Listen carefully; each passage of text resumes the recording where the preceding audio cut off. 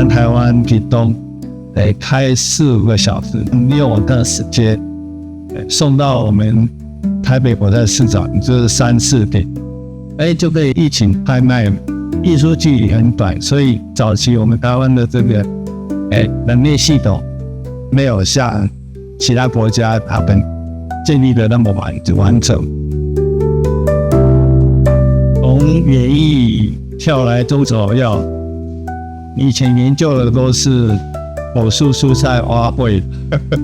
在美国去学种蔬菜的时候，我们那个老板就是专门在墨西哥生产蔬菜，最起码16个小时以上，才有办法把菜园所采的新鲜蔬菜送到美东，送到芝加哥，送到纽约。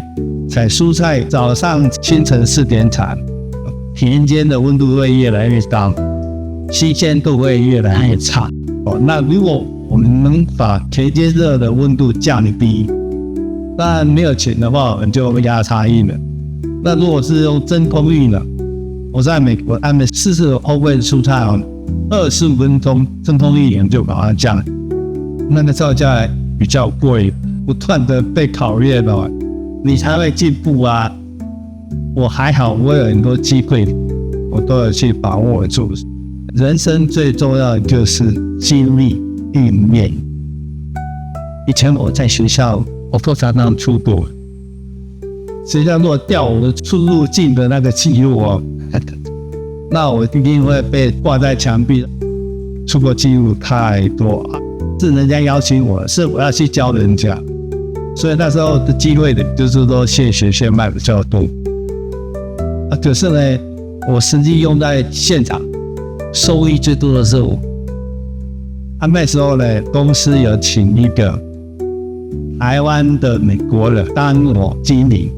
比如说明天要播种机要去播种这些种子我就前2个晚上把这些种子泡1个晚上，冰在我冰箱4度C到5度C的温度，让它吸水，然后再把它们泡冰干。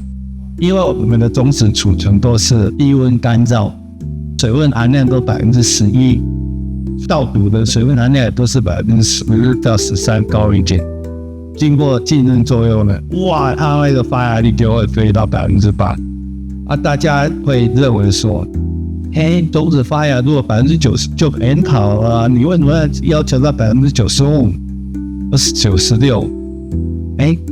你如果播100粒没有什么差别，10万粒、100万粒的种，你大面积的农场1年一定是播1000万粒的种子。发芽率提高2%、3%，那个是不是都是多呢？那个都是利润，那个都是钱有时候为了这些，他的高危行政，后来我也就算了，因为他不懂，在那边也闹很多笑话。他后来为了这件事情，他去台湾去收集这些资料，找我学生叫去的他们的笔记本。来证明说我讲的对不对，他也去 check 我们那个经理就常常跟我在评论这些，然后后来我就跟他讲说，我说你不相信的话，你去问你们的事。我就觉得很好笑。我去大陆也是这样的，所以他们都说，我看你们这台湾来的教授，还是有一点不一样，应该是四川的。他说我们有1分都吹到死，我说我们有1分，我们就是吹1分而废，我也不敢去吹1.5或是2分。有做过跟没做过，台面上都可以看得出来。我还是认为做很多事情其实都凭良心。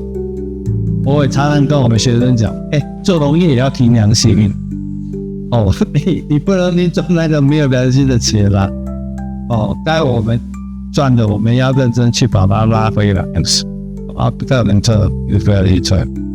以前我受我们的老师影响蛮大，在国中、初中、大学的时候，我们有很多老师就一直鼓励我。他说：“你念文化没有什么不好，去睡4年也要毕业呀。”就在于你要不要念书而已，懂？不在于别人，就不在于自己而已。我想一想，也是对啊，念书，爸爸妈妈只是起个头而已，哪有人天天拿着棍子在你后面追打？不可。我在文化念书，我跳了2年的舞，因为那时候被同学说你长这么高，应该来学跳舞啊，你应该可以保到很多妹妹。我说我跳舞不是在保妹妹，人家都说哎呦这个舞会没有你在，那个气氛少了很多。我说我都不认识啊，我都跟他们都是真正跳舞而已啊，我从来没有问过他们电话啊，也不会去吃人家豆腐啊，跟我跳过舞。后来会都过来在问我说，我有跟你跳过舞，我说我都不认识，抱歉，我不认识。他们就会觉得说，你很臭病呢。后来我自己也觉醒了，我的学历不是舞蹈系，不是靠这个吃饭的，这样跳一跳，以后真的会很惨的。不对，我要来念书了。那时候我说完蛋了，文化都没考上了，那台大更不用讲，肯定考不上啊！我那时候心里都打包好，我要回家了。后来我一个同学就跟我讲说，你有考上呢？我那个同学考第1名哦，我考第9，进去，还好我找到我真的老师，我这个老师是留等了，钱都比较凶。要求的就比较严格。我们试验如果做一做，到饭点的时候，你那个桌面没有收好，做了6个月，你实验都把我们扫在地上，说都还不见得做得完的。坦白讲，到现在我们还是很感谢他。后来我在加大当系所主任，我们学生都是跑学校来的人，我们学到很多东西。说难听点，认真就是要当他们。考研究所一定要考生物化学、分子生物学，所以那时候我就请我们教生物化学的老师，你要当10%。对学生来讲，他有压力啊，他们一定会认真念啊。所以如果老师懂得去主导，那个风气会带上。这个单身的当初也是很大的冲击。像以前传统怀孕了以后呢，去泡一桶单身酒，生产出来，他每天晚上都要去喝单身酒，把你那个恶露排得干干净净的，而且你身体也会养好。我是有先天性的心脏瓣膜脱垂的，我们也要保养。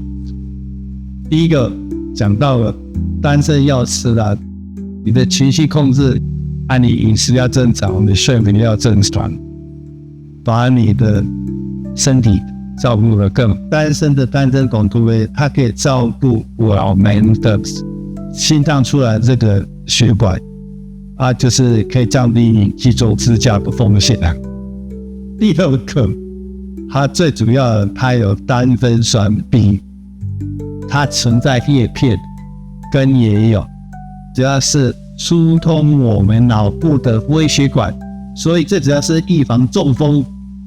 第3个单身款，在美国的 Journal 的期刊曾经都发表过，它可以治疗阿兹海默症12个原则，有6长6短，怎么样去发挥？人活的就是要多学嘛。我常常跟我们学生讲呢，佛在心中莫与求。好的老师有时候你也求不来，都是机缘。